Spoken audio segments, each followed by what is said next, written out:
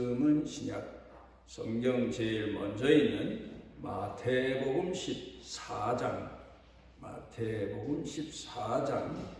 22절부터 33절까지 봉독합니다.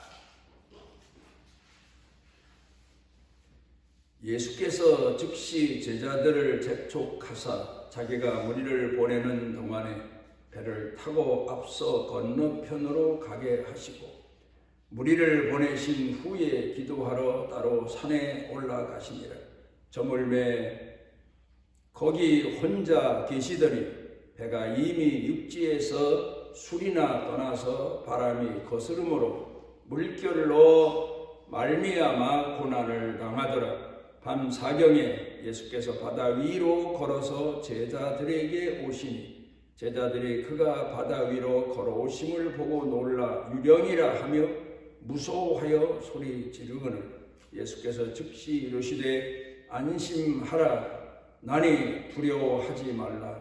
베드로가 대답하여 이르되 주여 만일 주님이시거든 나를 명하사 물 위로 오라 하소서 하니 오라 하시니 베드로가 배에서 내려 물 위로 걸어서 예수께로 가되 바람을 보고 무서워 빠져가는지라 소리질러 이르되 주여 나를 구원하소서 하니 예수께서 즉시 손을 내밀어 그를 붙잡으며 이르시되 믿음이 작은 자여 왜 의심하였느냐 하시고 배 함께 오르매 바람이 그치는지라 배에 있는 사람들이 예수께 절하며 이르되 진실로 하나님의 아들이로소이다 하니라.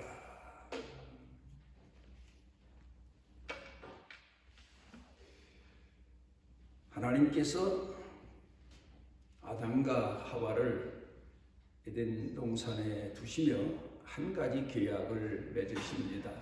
선악과를 따먹지 말아라. 따먹는 날에는 내가 죽으리라. 그런데 결국 뱀에게 유혹을 받은 하와가 넘어지고 또 하와가 남편을 넘어지게 해서 선악과를 따먹고 말지 않습니까? 그리고 난 후에 이 두 사람에게 나타난 이상현상이 부끄러움입니다. 도무지 부끄러워서 그냥은 있을 수가 없습니다. 그래서 나무의 불을 따서 치마를 만들어서 자기 하체를 두르고 그리고는 또 전에는 그런 걸 못 느꼈는데 아마도 밝은데 이런데 나서기가 주춤주춤하고 죄인인 자기 자신을 아는지라 그늘 밑으로 숨어 다니지 않았나. 그렇게 사는 생활이 지속되다 보니까 얼마나 불쌍합니까? 하나님께서 가죽옷을 가지고 찾아오십니다. 그리고 아담을 부르십니다.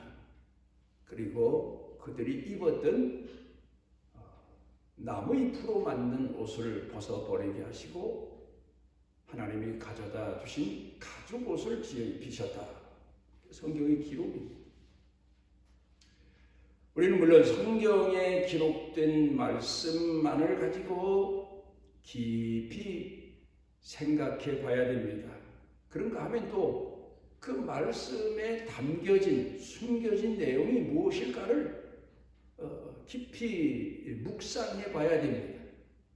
이때 조심해야 될 것은 인간의 생각으로 잘못 성경을 생각하다간 이탈하게 되고 이단이 되어 버리고 말게 되고 하나님 뜻을 곡해하게 되고 그렇게 됩니다. 조심스럽게 제가 이 아담과 하와가 하나님 앞에 서서 자기네가 만들어 입었던 나무잎의 옷을 벗어버리고 가죽옷, 하나님이 지어다 주신 가죽옷을 입을 때의 현상을 좀 더 깊이 상상해 봅니다. 아마도 혹시 모르겠어요. 나무 잎으로 만든 옷을 입고 그늘로 어두운 곳으로 숨어 다니다 보니까 아담과 하와의 몸이 깨끗할 리가 없죠.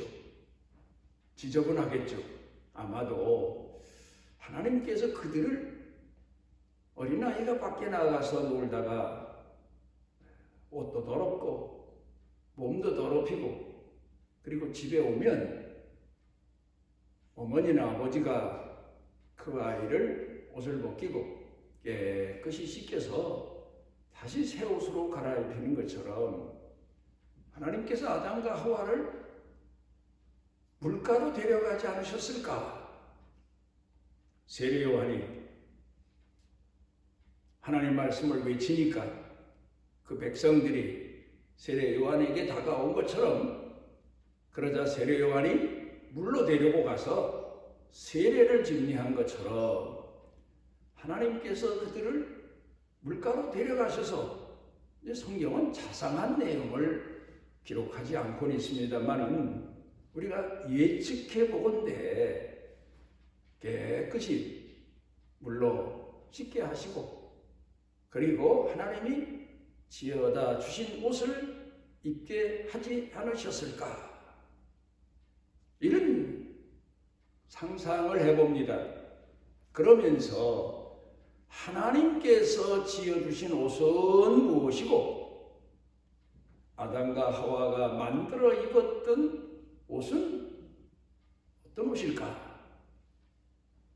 우리가 신령한 시대, 신앙의 시대, 신약 시대에 와서 하나님 말씀을 종합해 보면 사람이 만들어 입는 옷 어떤 옷일까요? 내적인 사람의 마음에 숨겨진 욕망, 갈등, 시기, 질투, 분노, 변명, 거짓말.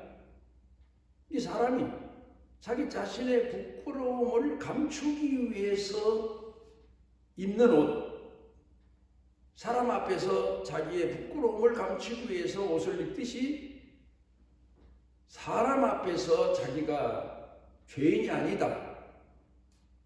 죄인이긴 해도 그렇게 못쓸 죄인이 아니다. 뭐 그런 의미에서 사용하는 변명말 그게 아닐까. 지금도 현대인들 보면 자기의 수치가 드러나고 부끄러움이 드러날까 봐 겁을 내며 거짓말하고 변명하고 책임 회피하고 분노하고 그러지 않습니까? 이런 옷이 아닐까? 사람들이 지금 범죄한 인간이, 타락한 인간이 자기 자신을 감추기 위해서 입는 옷, 그런 옷이 아닐까? 그러면 하나님께서 아담과 하와에게 가져다 주신 옷은 어떤 옷일까? 어린 양의 가죽을 벗겨서 양을 잡아서 입히셨을 거다. 학자들 말입니다만은 어떻든 그 하나님이 지어다 입히신 옷은 뭘까? 무엇일까? 하나님 말씀이다.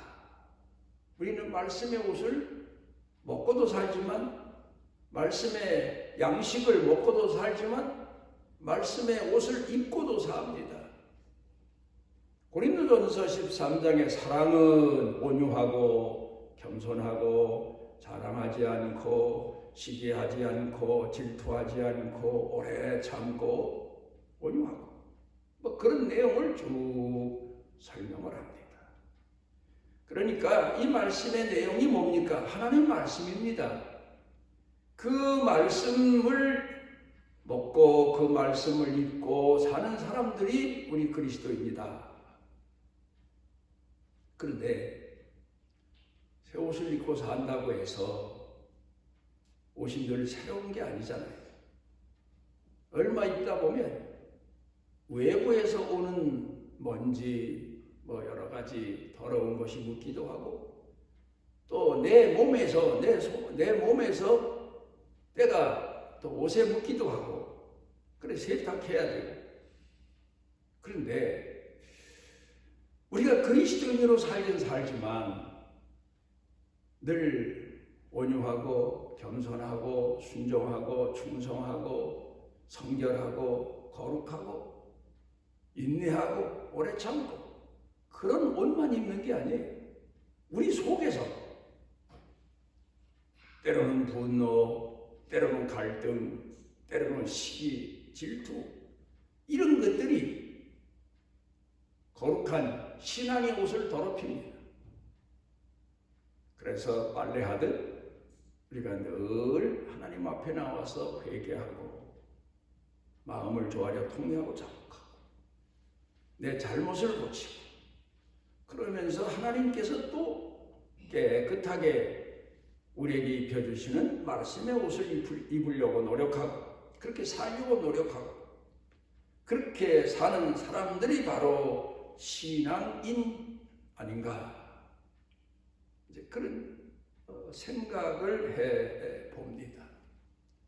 오늘 성경 본문 말씀 가운데 보게 되면은 우리가 늘 잘 아는 얘기입니다.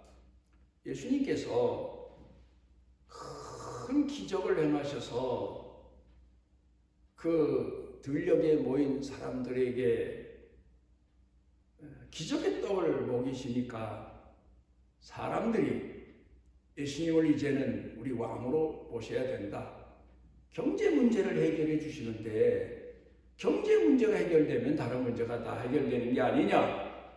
왕으로 모시려고 하니까 예수님께서 빨리 서둘러서 그 모인 사람들을 아시고 다 흩어 보내십니다. 그리고 제자들을 거기 그냥 두었다가 충동당할까봐 배를 타고 건너편으로 가도록 지시하십니다. 그리고 예수님은 산으로 기도하러 가십니다. 왜 그러셨을까? 어떻든 제자들이 그 의미는 모르지만 뜻은 모르지만 예수님 말씀대로 배를 타고 건너편으로 가는데 이게 해가 어두워진 거죠. 그런데 해만 어두워진 게 아니라 잔잔한 호수, 밤에 노조 가도 그것도 두려움인데 바람이 불기 시작하더니 배가 뒤집힐 것 같아요. 그러자 예수님께서 그 사실을 아시고 물 위로 급히 걸어오십니다. 제자들이 바람과 바다와 싸우다가 보니까 유령인가 했는데 예수님이시거든요. 그러니까 그 중에서 제일 먼저 깨닫고 베드로가 주여 주님께서 물 위로 걸어오십니까? 절 보고도 오라 하시면 제가 물 위로 가겠나이다. 그랬더니 예수님께서 와라. 그래 그 말씀을 믿고 물 위로 걸어가다가 물결과 풍랑을 보고 가슴이 철렁하는 바람에 물에 빠집니다. 그러자 내가 죽게 되었나이다. 물에 빠져서 허우적거리며 예수님께 말씀을 하랬더니 예수님이 그 베드로의 손을 잡아 배 안으로 이끄셔서 베드로가 살아나게 됐다. 그러면서 하는 얘기가 예수님께서 그러시고는 바람과 바다를 꾸짖어서 잔잔하게 하시고 도대체 물 위로 걸어오시고 이 바람과 바다를 잔잔하게 하시는 이분이 도대체 누구냐? 하나님의 아들이신 줄 알고 따라다녔지만 또 놀랍니다. 너무 신기하고 너무 놀라운 사건이기 때문에 오늘 성경 본문의 얘기입니다. 여기서 우리가 하나 생각해 봐야 되겠습니다. 우리 신앙인들의 삶이라고 하는 것은 성경에는 이제 여행하는 사람이 먼 길을, 나그네 길을 걸어가는 그런 비유 말씀도 많아요. 철로 역정, 기독 성도가 이 장망성을 떠나서 이제 구원의 성으로 가는 그런 과정을 그린 얘기 아닙니까? 그런데 성경에는 예수님께서 목회하신 3년 반 동안의 지역이 갈릴리 바다 호수를 빼놓을 수가 없습니다. 대부분 이제 거기 건너가시고 이 짝으로 오시고 그 근방에서 이제 전도하시고. 그래서 보면 우리가 거기서 배우는 교훈이 인생의 삶이란 뭐냐, 신앙의 삶이란 뭐냐, 바다를 여행하는 것 같다. 여러분 바다를 여행해 보셨습니까? 바다 지금도 문명이 발달돼서 하늘길도 그렇고 백길도 그렇고 좋은 기계를 만들어서 신속하게 가기도 하고 편안하게 가기도 하지만 어떻든 위험한 데가 바다. 모르겠어요. 앞으로 어떤 비행기가 나오고 어떤 배가 나올지는 몰라도 비행기를 타도 그 비행기가 요동할 때 사람들이 불안해하고 멀미하고, 배를 타도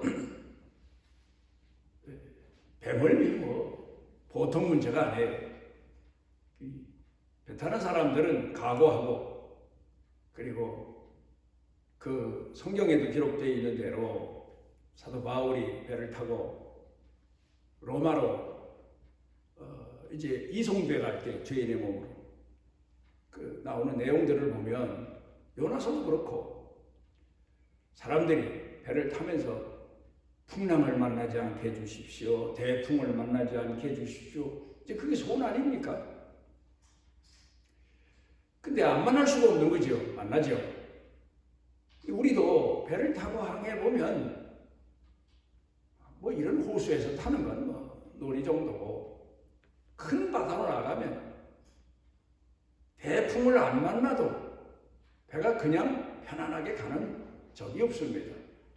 물결이 심해서 보통 파도가 1m, 2m는 보통이니까. 배멀미라죠. 제가 제 경험으로는 한 번 딱 목포에서 흑산도까지 배 타고 갔던 기억이 오래 남습니다만, 이게 큰 바다로 나가니까 처음에는 신바람이 나서 배를 타고 먼 데 간다, 여행 간다, 이런 생각에 들떠 있었는데 웬걸 바다 나가니까 배멀미가 시작되는 거예요. 배가 흔들리고. 그래서 제일 안전한 곳이 어느 곳이냐 생각해 보니까 맨 끝이더라고요. 배는 앞머리가 잘 흔들리고 파도를 치고 나가야 되니까 맨 끝에가 제일 안전해요. 그래서 맨 끝 보는 의자에 가서 앉아서 하여튼 2시간 가는데 계속 찬송만 부르고 왔어요. 왜? 내 마음에 바람과 풍랑만 심한 게 아니라 내 마음이 불안한 거예요. 내 마음에 풍랑이 온 거예요. 파도가 온 거예요. 그걸 가라앉혀야지 배멀미 덜 하니까. 그러고 갔어요. 저는 거기서 많은 교훈을 얻습니다. 자, 우리가 살아가면서 제일 중요한 건 사회적 풍랑, 사회적 환란, 세상의 들끓음, 전쟁, 이것도 물론 무시할 수 없는 거죠. 육신의 몸을 입고 사는 사람으로서 그 영향받고 사는 거지요. 근데 그보다 더 중요한 건 내 마음의 풍랑이에요. 내 마음이 요동하는 거예요. 어떤 사람은 목사님이니까 이제 저한테 그래요. 믿음이 좋으셔서 그래도 우리네보다 낫지 않습니까? 아니에요. 저도요. 기분 나쁜 소리 하나 들으면 마음의 풍랑이 일어나죠. 인간인데. 어떤 사건이 일어나면 마음의 풍랑이 일어나요. 불안해요. 이걸 이기기 위해서 파도가 심한 배를 타고 가면서 찬송을 부른 것처럼 찬송도 부르고 성경 말씀도 보고 말씀도 생각하고 기도도 하고 그러면서 내 마음의 풍랑을 가라앉힙니다. 어떤 데는 분노가 솟구쳐 올라올 때도 있고 뭐 인간 속에 숨겨진 거니까 어떤 때는 시기 질투 같은 게 목사 마음에도 있어요. 그걸 가라앉히고 그걸 채찍질하고 내가 나를 쳐서 복종케 하고 그러기 위해서 때로는 내 마음대로 안 되니까 금식하고 가라앉혀야 되니까 내 마음의 풍랑을 그러면서 극복할 때가 참 많아요. 우리는 내 마음에 아담과 하와가 자기 옷을 벗어버리고 하나님이 지어주신 옷을 입은 것처럼 내 자신 속에 있는 욕망, 갈등, 시기, 질투, 자랑, 교만 이런 것들을 쳐서 복종케 하고 신앙인으로 살고 시험에 빠지지 않기 위해서는 하나님 말씀대로 살아야 되는 거 아닙니까? 사랑의 옷, 거룩함, 신실함, 낮아짐, 오래 참음, 인내 뭐 이런 그런 하나님의 말씀을 가지고 나를 쳐서 복종케 합니다. 그래서 배를 타고 항해하면 뭐 어떤 때는 배 사고가 나서 물에 빠져 익사하는 경우도 있지만 겨우 배가 목적지에 도달해서 목숨만은 건진 것처럼 우리 성도들의 삶이 그런 게 아닌가. 내 속에 풍랑이 일어나고 세상 풍랑이 일어났을 때 몸부림치면서 나를 쳐서 복종케 하기 위해서 사도 바울도 저는 그리 생각해요. 사도 바울은 모든 문제가 있을 때마다 아이고 그 신앙 없는 사람들 그렇진 않았을 겁니다. 사도 바울도 마음에 풍랑이 일어나고 요동이 오고 불안하고 왜 안 그랬겠어요? 그런데 기도하고 찬송하고 말씀 보고 그러면서 자기 자신 속에 있는 풍랑을 잠잠하게 하고 마음을 쳐서 복종케 하고 그래서 늘 그가 고백한 내용을 보면 나는 매일 죽노라. 나를 쳐서 복종케 한다.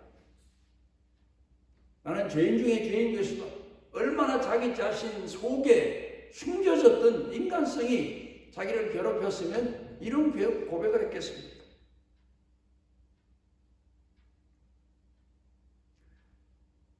우리 속에 있는, 속에서 일어나는 풍랑을 우리는 하나님 말씀으로 극복하면서 오늘을 살아가는 겁니다. 찬송하고 기도하고.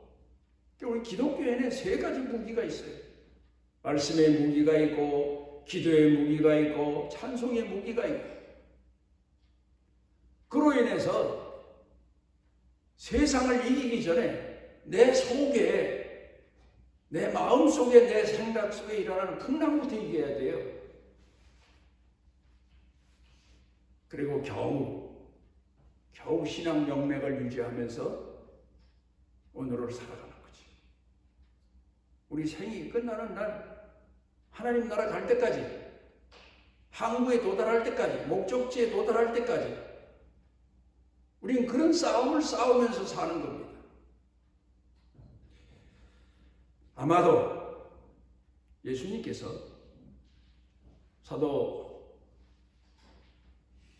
바울에게 가르쳐준 교훈도 내 마음의 풍랑을 다스려라 그런 뜻이었고 오늘 성경 본문에 제자들에게 실전을 통해서 가르쳐 주시고자 하신 교훈이 그리고 이를 통해서 기독교인들에게 가르쳐 주시고자 한 교훈이 바로 이런 내용이 아닌가. 인생은 살아가는 동안에 바람과 풍랑에 요동되는 배와 같다. 그래서 우리에게 기도를 가르쳐 주실 때 시험에 들게 하지 마옵시며, 이 내용을 가만히 생각해 보면 시험에 빠지지 않게 하옵시며, 물에 빠지면 죽는 거죠. 허우적거리다가 예수님이 건져주신 것처럼 건져주시면 사는 거고, 그래요. 우리 기독교인들이 내 인간성 욕망에 시기, 질투, 분노에 빠져서 허우적거릴 때 회개하며 예수님께서 오셔서 우리를 건져주시고, 그렇지 않으면 죽는 거죠. 그게 바로 우리 성도들이 아닌가. 이걸 오늘 여기서 생각해 보게 됩니다. 무리로 걸어오게 하소서. 베드로가 무리로 걸어오게 하소서 하니까 예수님께서 그래 걸어와라. 걸어가는데 빠졌어요. 모르는 사람들은 아니 무리로 걸어오라고 하셔서 걸어오는데 왜 빠집니까? 모르는 사람들은 그렇게 반항하고 원망할 겁니다. 빠진 이유가 예수님이 오래해서 빠진 게 아니라 바람과 바다를 보면서 불안해서 자기 속에서 요동이 생겨서 의심이 생겨서 빠진 거 아닙니까? 우리가 오늘도 그래요. 하나님 말씀대로 무리를 걸어라 하는 얘기는 하나님 말씀대로 살아라. 그러면 시험에 빠지지 않는다. 세상을 이긴다. 너를 이긴다. 그 말씀을 믿고 살지만 자주 시험 들고 자주 물에 빠지는 것처럼 자주 낙담도 하고, 그게 바로 우리 성도들입니다. 그러나 그때 주여 내가 물에 빠져 죽게 되었나이다. 예수님께서는 우리를 아시니까 우리를 건져주십니다. 거기서 건져내 주십니다. 그리고 우리를 배에 태우시고 바람과 바다를 잔잔케 해주시고 우리 속 마음도 요동치던 풍랑 같은 마음도 잔잔케 해주시고, 에디슨이 돌아갔어요. 이제 그 후에 에디슨이 하도 유명한 사람이라 에디슨 탄생 때가 되면 기념 행사를 합니다. 그런데 어느 해 오랜 세월이 지난 다음에 그가 쓰던 책상을 열어보니까 그동안은 눈에 띄지 않았나 봐요. 메모지 한 장이 옆 구석에 끼어 있어요.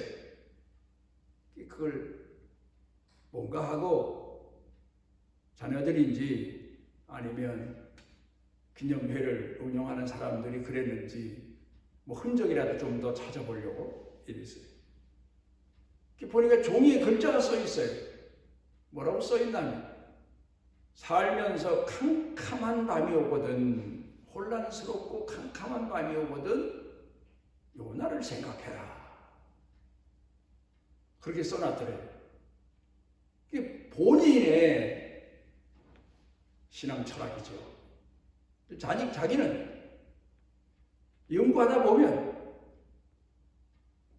과학자이긴 하지만 아마도 자기 생각의 마음에 광풍 같은 게 일어났을 것 같아요. 갈등이 일어났을 것 같아요. 내가 이래야 되나? 이게 가능한 건가? 무슨 큰일을 하고자 하는 사람 속에는요, 태풍도 일어나고 광풍도 일어나죠. 계획하는 일이 있으면 밤에 잠을 못 자지요. 그때에 에디슨이 밤에 잠을 못 자고 이게 잘 안 되고, 어떤 것은 1000번을 실험해서 해결했더니, 목적을 달성했더니 몇십 번, 몇백 번 실험하다 실패하고 실험하다 실패하고. 왜 갈등이 안 생기겠어요?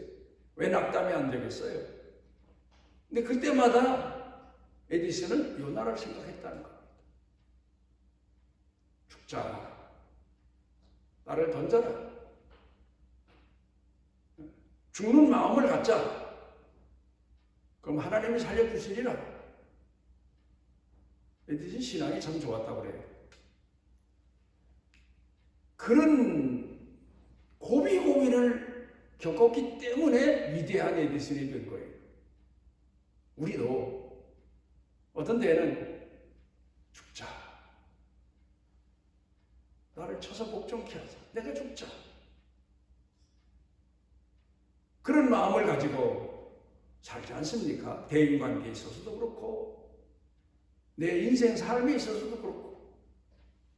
그래, 하늘의 밀이 땅에 떨어져 죽는 것처럼 죽자.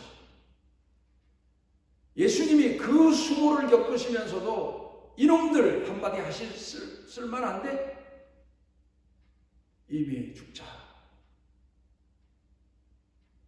죽으신 마음을 가지셨기 때문에 침을 뱉어도 그 수모를 겪으면서도 침묵하시고 십자가에서 죽으셨기 때문에 그 고통을 몸부림치시면서 극복하시고 죽으셨기 때문에 부활의 아침에 일어나신 것처럼 우리도 신앙생활하면 몸부림칠 때 많고 고민하고 갈등할 때 많고 대풍이 일어날 때 많아요. 가슴에 생각해.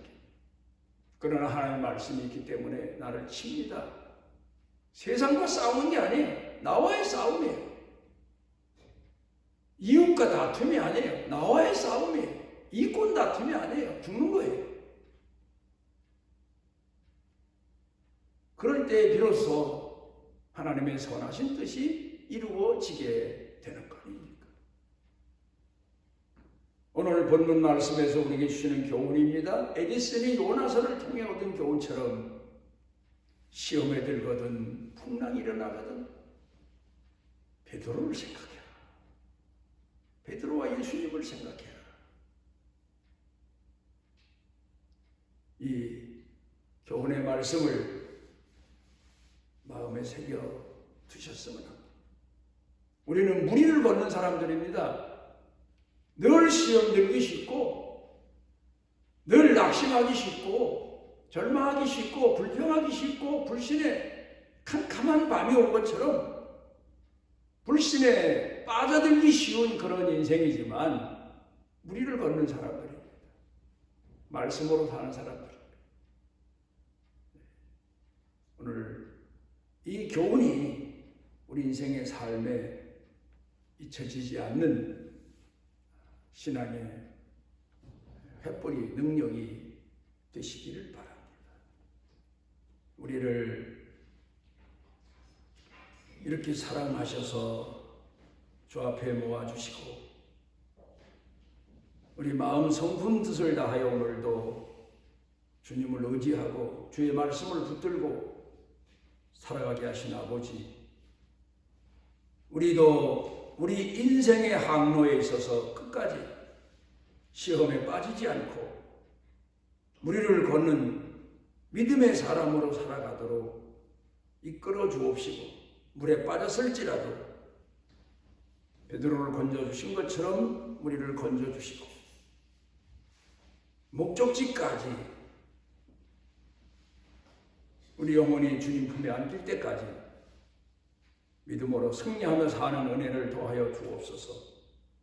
예수님 이름으로 기도드리옵나이다. 아멘.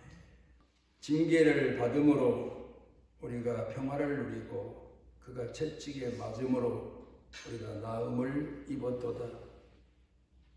우리 같은 죄인들을 위해서 우리를 구원하시기 위해 우리의 주가 되시기 위해 우리를 책임지시기 위해 십자가에 못 박혀 죽으신 주님, 우리가 주님의 십자가를 바라봅니다. 우리 속에 깊이 감추어진 상처나 우리의 고통이나 아픔을 이 시간 치료받게 해주시고 영육이 강건하게 회복되는 은혜를 더하여 주옵소서. 예수님 이름으로 치료하옵나이다. 이스라엘의 하나님 여호와께서 그 날개 아래 보호를 받으러 온 네게 온전한 상 주시기를 원하노라. 우리가 고난 중에 풍랑 속에 빠져갈지라도 우리를 그대로 두지 아니하시고 오셔서 붙잡아 구원해 주시는 우리 주 예수 그리스도의 무한하신 은혜와 우리를 끝까지 사랑하시고 포기치 아니하시는 아버지 하나님의 만극하신 사랑과 우리 속에 내재하셔서 깨워주시고 일으켜주시고 주를 바라보게 하시고 찬송하게 하시고 기도하게 하시고 말씀 의지하게 하시는 성령님의 능력의 은총이 사랑하는 자녀들 생각, 마음, 영육 간에 넘치고 넘치도록 함께 하시기를 축원하옵나이다.